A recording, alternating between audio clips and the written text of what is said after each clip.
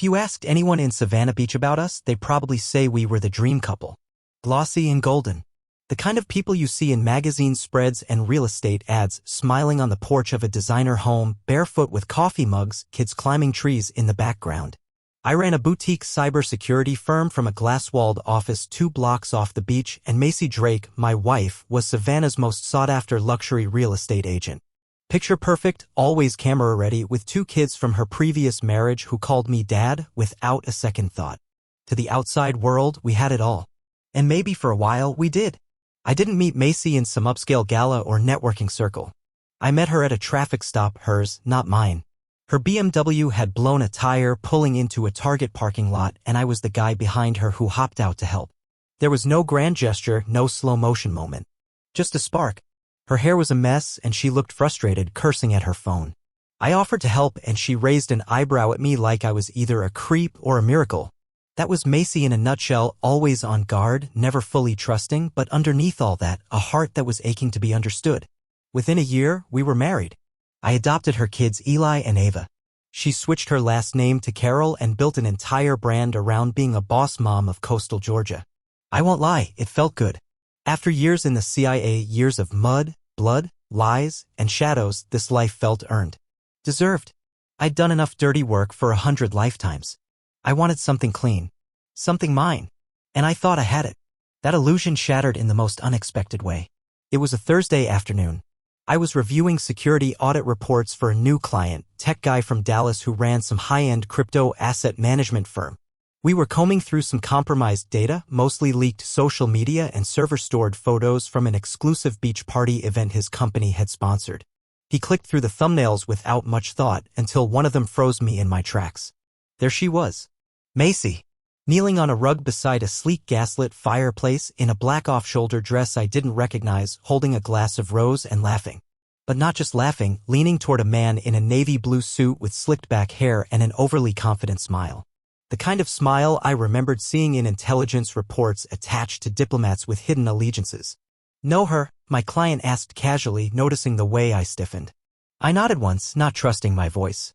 I took a screech *T when he wasn't looking. That's not something I make a habit of, but instincts die hard. And mine were blaring like a fire alarm in my head. When I got home that evening, Macy was in the kitchen, pouring pasta into a colander, Ava doing homework at the island, Eli on the couch playing Minecraft. The normalcy of it all felt surreal. I almost didn't say anything. Almost shoved it down like a bad dream. But then I caught sight of her phone propped up on the counter, Instagram open, paused mid-story. Sunset vibes, sunrise kiss mark, #grind never stops, #Dallas meetup. I cleared my throat. Dallas looked fun. She looked up blinking. What? You and the guy in the navy suit. Laughing by the fireplace. Beach house. To her credit, she didn't flinch. Just tilted her head and gave me a curious smile. Oh, that was a corporate mixer. I told you about that, remember? The one Tori invited me to? That guy's name is Austin, some designer or brand partner, I think. I honestly barely spoke to him. We were posing for a group photo. Didn't look posed? Well, you caught me mid-laugh. She laughed again, lighter this time. Noah, it was nothing. I can pull up the group *T if you want. Hold on. She walked over, thumbed through her phone, and held it up. And there it was, almost exactly as she'd described.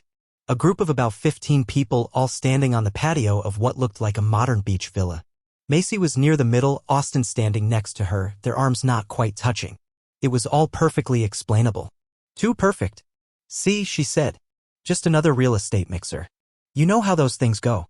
Everyone's always trying to look more important than they are. I forced a smile and nodded. I told myself I believed her. I even helped her drain the pasta and set the table. But something had shifted. That night, I couldn't sleep. My mind spun in circles, parsing through body language, micro-expressions, timing, tone. I'd done this for a living, detected lies so subtle they'd make your skin crawl. And something about Macy's story just didn't sit right. The way she offered that photo so fast. The casual way she said she barely spoke to him. The offhand laugh. None of it screamed guilt. But none of it felt like the truth either. I got up around 2 a.m., walked out to the porch, and sat with a glass of whiskey. The ocean was dark and still, the moon reflecting off the water like cracked glass. And in that silence, I felt something I hadn't felt in years. Doubt. In the field, doubt got you K*led. In a marriage, it just K*led your peace. I wanted to chalk it up to paranoia. Maybe it was just my brain refusing to let go of old habits. Maybe I was sabotaging something good out of fear. Macy had always been ambitious, flirty, magnetic. That was part of what drew me to her in the first place. Maybe the photo meant nothing. Maybe the guy was nobody. But then I thought about her laugh. That wasn't the laugh she used for clients. It wasn't the rehearsed, I'm working the room smile. It was softer. Real. The kind of laugh I used to get when we curled up with wine and watched reruns of The Office before the kids went to bed. And that stuck with me. The next morning, I did what I used to tell junior field agents never to do. I let it go. I didn't question her again. I didn't bring up the trip or the guy or the photo.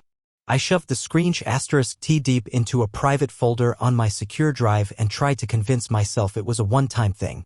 But deep down, I knew better. You don't forget the first crack, especially when you helped build the foundation. I told myself I'd moved past the photo. That Macy's story checked out, that I was overreacting, letting old instincts run the show. But the problem with instincts is they don't turn off when you ignore them. They just get louder. Over the next few weeks, I started noticing things I should have seen earlier but had chosen not to. They weren't dramatic changes, not the kind that crash into your life and make everything obvious. No, they were subtle. Like a new background noise you don't notice at first, but eventually you can't ignore. The first thing was her wardrobe. It started small, new lingerie tags in the trash that didn't match anything I'd seen in our closet. Macy had always dressed sharp, but now her style had shifted. She started wearing satin bralettes and lace bodysuits under her blazers, pieces she used to save for private nights with me. Except there hadn't been many of those nights lately. Then there was the perfume. A new scent. Something musky and floral I didn't recognize. When I asked her about it, she said it was a free sample from a client. But I caught her spritzing it on one afternoon before she left for what she said was a showing. She was wearing heels and red lipstick, way too much for an open house with retirees looking for a beach condo. Still, I said nothing. I told myself again and again that I was being ridiculous. That love meant trust. That I had no proof. But that inner alarm wouldn't shut off. Then her calendar started changing. Macy's always lived by her Google Calendar. It was color-coded, obsessively organized. One night, I walked into her office while she was folding laundry and her laptop screen was open. I glanced out of habit, not suspicion. But what I saw didn't make sense. She had 3 showings listed for that day. Different locations, 2 in nearby suburbs, 1 out of town. All crossed off in red. Except when I checked the tracker on her Range Rover later that night, something I'd installed when we bought the car for routine safety, or so I told myself. She hadn't gone anywhere near those addresses. She'd spent over 2 hours parked at a residential building in downtown Savannah. No listings there. No clients that I knew of. I didn't ask. But something new bloomed inside me, strategy. The version of me from my past life, the version who used to build profiles on foreign agents, who knew how to follow a pattern, woke up. And once he was awake, there was no going back. I started small. I paid closer attention to how Macy used her phone. She never left it unattended anymore. Even in the house, even when brushing her teeth or going to the garage, she took it with her. One night, I watched her get up from bed at 3 a.m. to go to the bathroom. The glow of the screen lit her face in the mirror, and I saw her smiling, half asleep, half something else, as she typed with one hand. In the morning, I checked the activity log on our Wi-Fi router. Something I hadn't done in years. At exactly 3:07 a.m., her phone had accessed an encrypted messaging service I didn't recognize. I looked up the app's ID. It was a variant of Signal with built-in vanishing messages and cloaked metadata. That was the moment I stopped giving her the benefit of the doubt. This wasn't a flirty conversation with a coworker. This was covert. I didn't say a word. I kept playing dumb. But I started building a profile. Her texts were clean. Too clean. I checked her iCloud backups scrubbed. Her message history had been selectively wiped going back 3 weeks. Photos too. But I found something she missed, a draft email on her sync tablet. It was addressed to someone saved as Endorse P. I didn't recognize the name. The body of the message was a single line. "We need to be smarter. He's noticing. Don't reply here." The draft had been saved, then never sent. That line haunted me. Not just because it confirmed my suspicions, but because it sounded like something I would have written once in another life. It was the kind of message you send when you're not just hiding a secret, you're strategizing a cover-up. I started running voice recognition software in the background of our smart home system. A system I'd installed myself, ironically, to protect us. Now I was repurposing it, using our own home as an intelligence-gathering hub. One night, while she was out, I reviewed the audio clips from the kitchen over the past week. One file was different. Macy wasn't alone. A man's voice. Confident, casual. "You should really talk to that attorney I told you about. If you don't move on it soon, he's gonna catch wind." Macy's response. "I know. I'm not dumb. I'm doing it piece by piece. If we do this right, he won't have anything to fight back with." My blood ran cold. Fight back with what? Were they talking about a divorce? Custody? Or worse? My business? I rewound the clip, played it 3 times, analyzed voice inflection. The man wasn't just some casual friend. The way he spoke, he wasn't suggesting. He was instructing. That wasn't just a betrayal. That was a plan. By now, the man had a name. Austin McNeil. He'd shown up in that first photo, the Dallas beach house. According to what Macy told me then, he was just a designer or sponsor. But when I ran his name through my old contacts, the truth surfaced fast. He wasn't a designer. He was a media consultant. High profile, specializing in digital narrative shaping, PR manipulation, corporate cleanup. In short, a fixer. The pieces were clicking together faster than I could write them down. Macy's social media had recently shifted in tone. Fewer couple photos. More solo glamour sh*ts. Posts about independence. Hashtags about self-love, personal growth, and reclaiming identity. The setup was there. She wasn't just cheating. She was rebranding. I started reviewing her digital footprint backward, and what I found made me sick. Her YouTube history showed videos about divorce strategy. Not advice. Strategy. How to build narratives. How to manipulate family court perception. How to create documentation of mental instability in a spouse. There were notes in her phone labeled incidents, all dated in the past month. Each one outlined exaggerated versions of minor arguments we'd had. One claimed I raised my voice during a dinner debate. Another claimed I'd slammed a door aggressively in front of Ava. I remembered that night. The wind caught the door. She was *p*nizing moments. I didn't feel anger. Not at first. I felt disbelief. Like I was watching a movie about someone else's life. The woman I married, the one I held through sleepless nights, who once curled up in my arms and whispered, "Don't ever let me go," was now architecting my downfall. Or trying to. I didn't confront her. I didn't scream. I didn't pack a bag or call a lawyer. Instead, I sat at my desk, reopened the secure drive, and made a new folder. Macy, Phase 1, Exposure. This wasn't going to end with a fight. It was going to end with evidence. By the time Macy kissed me goodbye one morning and said she had a closing in Tybee, I already knew she wasn't going anywhere near a client. Her planner had no appointments, no listings in escrow. Her brokerage app, which she forgot to log out of on her tablet, showed 0 scheduled showings. The office was closed for maintenance. But what tipped me off the most was the simple way she smiled. Too tight, too rehearsed. The kind of smile people wear when they think they're outsmarting you. What she didn't know was that I had already synced her iCloud to a separate drive. I'd mirrored her device using a tool that technically violates half a dozen privacy statutes, but only if you don't share a bank account with the person you're monitoring. That morning, I watched from my home office as her phone location pinged away from Tybee and into the historic district, then stopped near a gated brownstone. She stayed there for 3 hours. While she was gone, I sat in the dark, scrolling through the data, audio files from her phone, ambient recordings accidentally triggered by voice assistant glitches, painted a picture I hadn't let myself fully believe until now. Austin McNeil, the man from the beach house, the man from the background, the ghost in every unexplained hour Macy had lately claimed was work. I knew his voice now, measured, performative, the kind of cadence PR consultants use when they're on panels or smoothing over disasters. In the recordings, they never spoke of love. Not even desire. It was worse than that. It was business. "I transferred the paperwork to the Nevada LLC," Austin said in one clip. "He won't see it if he's not looking for it."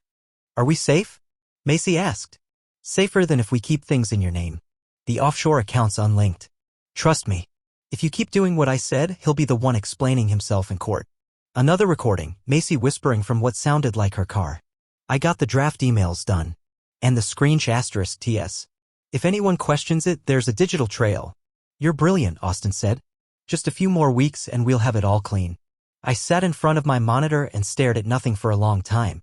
I wasn't just being replaced. I was being erased. And still, I didn't confront her. Not yet. Instead, I let her go deeper. I gave her rope.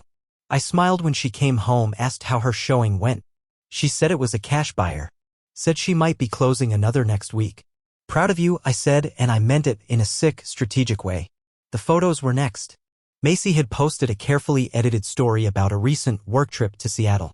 Grainy *TS of cobblestone streets, lattes on a hotel balcony, and vague captions about meetings with visionary investors. Her audience lapped it up. Influencer friends reposted her. The comments were full of fire emojis and praise. But her phone told a different story. In a hidden, recently deleted folder, I found 37 images never meant for anyone else.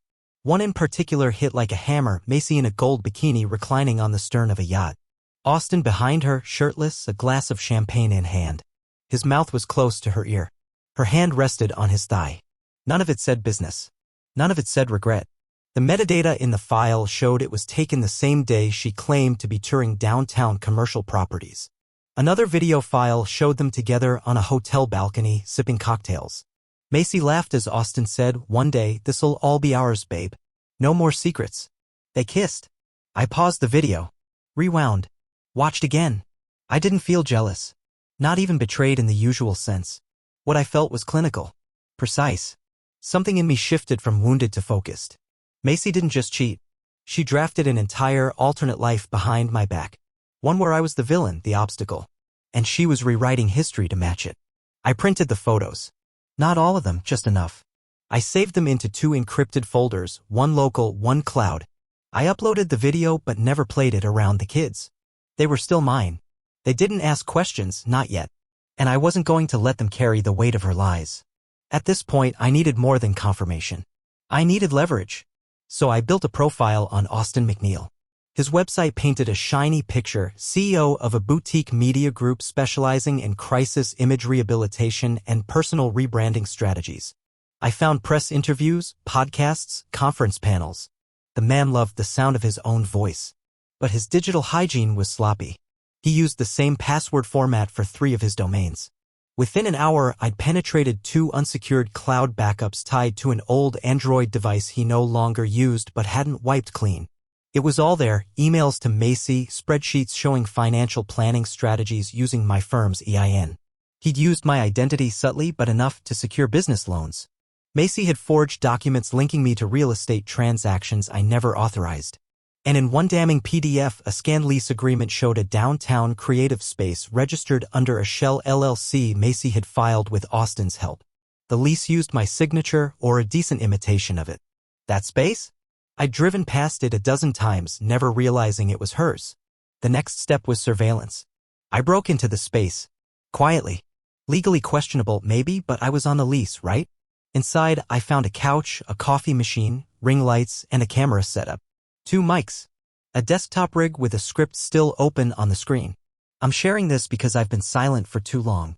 People see the pictures and think I have it all, but behind closed doors, it was a nightmare. He was controlling. Cold. I felt unsafe. It was a script for a video. A confession that hadn't happened yet. A rehearsed lie waiting to become public. I installed hidden cameras of my own. One in the lamp. One in the smoke detector. I linked them to a dummy email, and over the next few days I watched Macy and Austin sit on that couch, planning everything. Where to move assets. When to launch the rebrand. How to paint me as unstable. They thought they were creating a story. I was building a case. I didn't want revenge. I wanted removal. I began archiving everything. Every message. Every call. Every bank transaction. Every clip of Macy praising Austin while plotting to ruin me. I compiled them into a drive titled Exhibit A. Then I created a Telegram channel. Anonymous. Masked IP. I posed as a whistleblower leaking corruption inside Austin's media firm.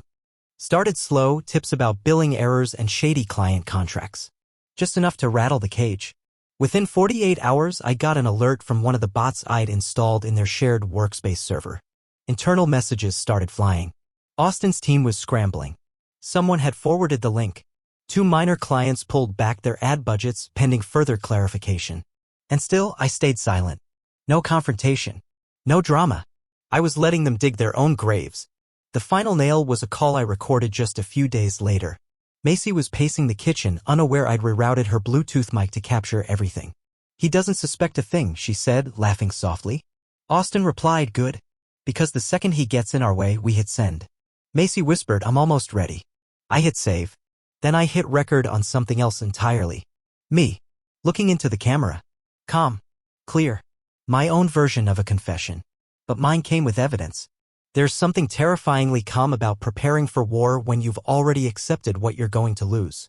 I wasn't hoping to win Macy back or even expose her in some grand, cinematic scene. I wasn't aiming to humiliate. That wasn't the mission. This wasn't personal anymore, not entirely. It was tactical. It was about containment. I'd seen what happened to men who let emotion guide their retaliation. Rage made you sloppy. Grief made you slow. But intelligence? Intelligence kept you alive. And if there was one thing I still had in spades, it was that. I started with Austin's business. I built a shell profile, digital identity, social accounts, and a credible paper trail for a fictional IT consultant named Brandon Hale. I gave Brandon a backstory, ex-Google, cybersecurity expert turned freelancer, recently relocated from Atlanta. I used burner phones and AI-generated photos for his face. His resume? Flawless. I even fabricated LinkedIn endorsements from real companies whose security staff I'd trained years ago. Then I applied to Austin's firm under Brandon's name. Not through the front door, that would have flagged me too easily. Instead, I reached out through a talent platform Austin's company used to source outsourced IT audits. Within 3 days, I got a message from one of Austin's junior managers. "Brandon would love to schedule a quick call. We're vetting a new digital compliance project and your background looks solid." Bait, meat hook. The virtual meeting was a joke. The guy barely asked any questions. I logged in using a voice modulation filter and fed him exactly what he wanted to hear. Brandon passed the interview. He got access credentials the same night. Within 12 hours, I was inside their internal portal. Transaction logs. Communications with clients. Draft strategy decks for personal brand realignment for people who, apparently, had all made similar messes to the one Macy was trying to create for me. And then I found it, a folder named Project Mosaic. It was password protected. But Austin had recycled his PIN. I'd already seen it in an older email, the last 4 digits of his grandfather's birthday, 1947. Mosaic was a trove. Inside were notes, screenplays, actual timelines of how Macy's rebrand would roll out. Video scripts, captions, photo mock-ups. Titles like Reclaiming Myself and When Safety Means Leaving. It was revolting. One file detailed her upcoming moves. Week 1. Subtle distancing from Noah. Solo content with empowering captions. Week 2. Quote reposts implying emotional toxicity. Week 3. Anonymous post or podcast drops suggesting long-term instability. Week 5. Emotional confessional video. Final separation announcement. And next to goal metrics in a spreadsheet? Secure sympathy engagement. Brand alignment with wellness industry. Financial independence narrative for PR leverage. There it was. Macy's plan to bury me beneath her Phoenix Rising arc. Her new identity required a villain. That villain was me. I screen captured everything. Then I launched Phase 2. I revisited the downtown creative space she'd leased. I knew from surveillance when they weren't there. So I went back, this time to install my own layer of insurance. A secondary surveillance kit hardwired into a neutral ISP, transmitting clips to a hidden cloud server under a shell company I controlled. Over the next 2 weeks, the cameras caught enough to cripple them both. Footage of them laughing about forging my signature. Video of them discussing the offshore account and how to explain its origin if the IRS ever asked. Austin coaching her on deliberate emotional triggers to provoke reactions from me that would look aggressive on paper. Macy sitting on that couch saying if I can get him to raise his voice on camera, that's gold. That's all the algorithm needs. They were counting on me to be angry. Unhinged. Loud. Instead, I stayed quiet. I compiled every file into a master archive, *TS, call logs, financial documents, surveillance stills. I even pulled metadata from her digital photos, timestamps, GPS tags, and camera models, cross-referenced them with the lies she told. I layered everything into a timeline so irrefutable that it didn't even need narrative. The story told itself. Then I met with a lawyer. Not just any lawyer, my old CIA contact's recommendation. A former federal prosecutor turned private litigator. She looked over the files and said 2 words, "This is lethal." We filed a motion for divorce under claims of fraud, misappropriation of funds, and reputational defamation in progress. I also filed asset protection injunctions with a supporting affidavit detailing how Macy had illegally tied my business to unstable personal investments without consent. Simultaneously, we sent sealed documentation to the IRS whistleblower portal. The offshore account, the business filings under my name, and the forged leases? They didn't just violate marriage trust. They violated state and federal law. And then I pulled the pin on the grenade. That anonymous Telegram channel I'd created earlier, the one teasing tips about shady business practices inside Austin's firm? I uploaded a teaser, a single clip from a meeting where Austin, holding a tumbler of whiskey, says plainly, "If she cries, they'll believe her. Especially if we say he's ex-CIA. Just make him look dangerous." It sells. The clip made the rounds fast. Within 48 hours, industry blogs had picked it up. A few Twitter accounts reshared the video tagging Austin's firm. One media watchdog site wrote, "PR consultant under fire for *P***nizing emotional abuse narratives." 2 of his firm's biggest contracts, a luxury skincare brand and a dating app, froze their deals pending internal review. I hadn't even released the worst parts. Macy knew something was off the night I came home and casually mentioned a tax audit letter we'd received. It wasn't real. Not yet. But I wanted to see her reaction. She blinked too fast. Swallowed hard. Asked what we were going to do. That's when I knew she suspected something. But she still didn't know. The final move was the hardest. I sat down with Ava and Eli. The kids. I kept it simple. I didn't say affair. I didn't say fraud or deception. I just told them there are some things happening between me and your mom that we're working through. But I need you to know I love you. That hasn't changed. And it never will. Ava asked if Macy was moving out. I didn't lie. Probably, I said. But I'll be right here. She nodded. She didn't cry. She just looked tired. I think she already knew something was broken. After that, it all happened fast. My lawyer served Macy with the petition during what she thought was a casual work lunch. I watched from a distance, across the street in a coffee shop, because part of me needed to see her face. She opened the envelope. Read the cover. And for the first time in months, I saw it. Fear. Not the fake kind she practiced in her mirror for her confessional video. The real kind. The kind that comes when your plan isn't just exposed, it's reversed. She tried calling that night. I let it ring. She left a voicemail. Her voice cracked halfway through. I didn't save it. That night, I lit a fire in the backyard pit and burned every one of her printed scripts I'd found. One by one. Caption drafts. Bullet points. Crisis responses. Fake therapy notes. Pages of a persona that had never been real. When the fire died out, I sat in the dark, my hands still smelling like smoke and ink, and thought, let her build whatever story she wants. I've got the truth. And I've got the tape. Destruction doesn't always arrive in fire and screaming. Sometimes it's a string of court dates, frozen bank accounts, and quiet phone calls that don't get returned. That's how it started. Not with Macy storming out or me flipping a table, but with silence. The kind of silence that follows a detonated building after the dust settles and everyone's holding their breath. Austin McNeil's empire was the first to fall. 2 days after I released the whistleblower clip, his company's Instagram page went dark. Comments had flooded in, questions piling up like wet leaves. Someone from a burner account posted #manipulation marketing beneath every sponsored post they ever uploaded. By the end of the week, their 2 biggest clients, the dating app and the skincare brand, had issued formal statements. We are suspending collaboration pending internal investigation. Austin tried to spin it, of course. He posted a blurry video from his car talking about bad actors and deepfakes. But it was too late. The internet doesn't need court dates. It only needs doubt.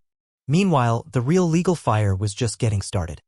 My attorney filed a motion to freeze all jointly held accounts, every liquid asset, including the fake LLC she created for that creative space. Macy fought it, filed an emergency countermotion claiming I was retaliating and restricting access to funds.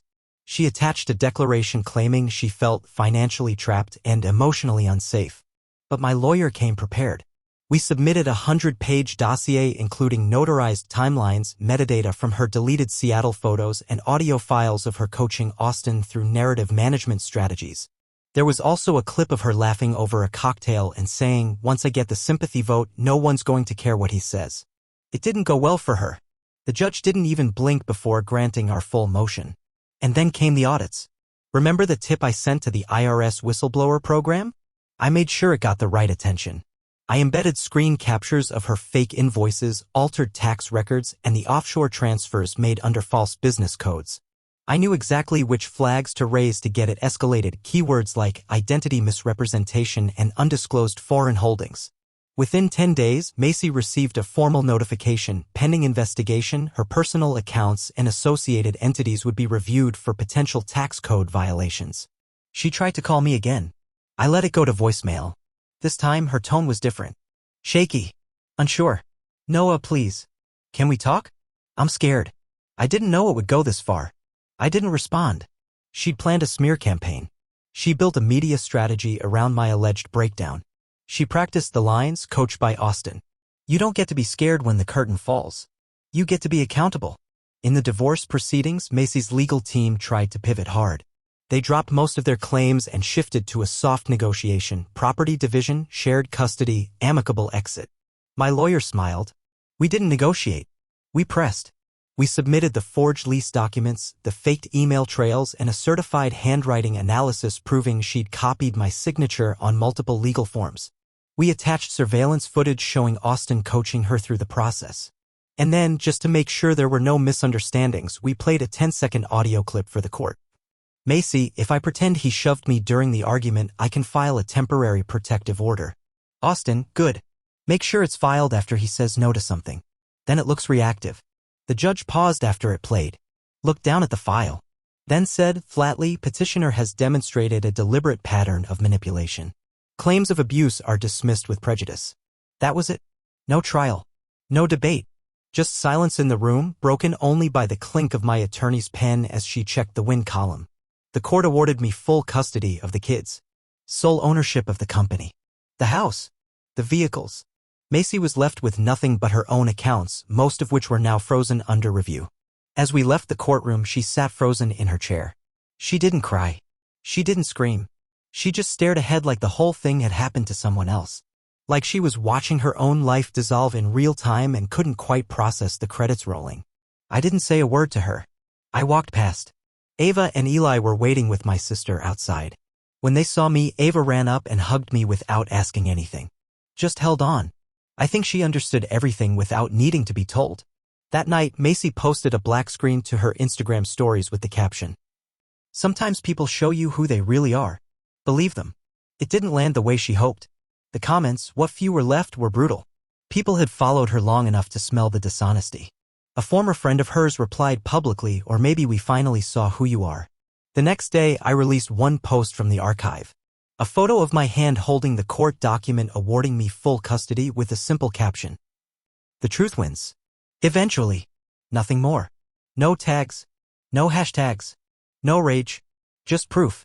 Within 24 hours, 3 of Macy's brand sponsors terminated their contracts. One released a statement condemning false public statements for personal gain. Her follower count dropped by over 12,000 in a week. By the end of the month, she deactivated her account entirely. Austin, for his part, tried to rebrand himself. He scrubbed his pages, started uploading vague motivational videos, and changed his firm's name. But the damage was already done. Industry contacts had **TS. One of his ex-clients came forward with her own story about being misled. The network effect was irreversible. He sent me an email once. A personal one. "You got your win. Hope it was worth it." I didn't reply. My win wasn't about revenge. It was about preservation. About protecting my kids. My work. My name. Macy and Austin had tried to turn me into a cautionary tale. Instead, they became one. One morning, about a month after the final hearing, I found an envelope in the mailbox. No return address. Inside was a single page, handwritten in Macy's familiar looping cursive. "You destroyed me. I hope you're happy." I folded it in half and dropped it straight into the shredder. I didn't feel happy, but I felt whole. And after everything, that was enough. Macy moved to Miami. New place, new man, same plan. Her Instagram returned with palm trees, poolside photos, and captions like, "Free to finally be me, victory hand kiss mark." It almost worked. For a moment, her follower count ticked up.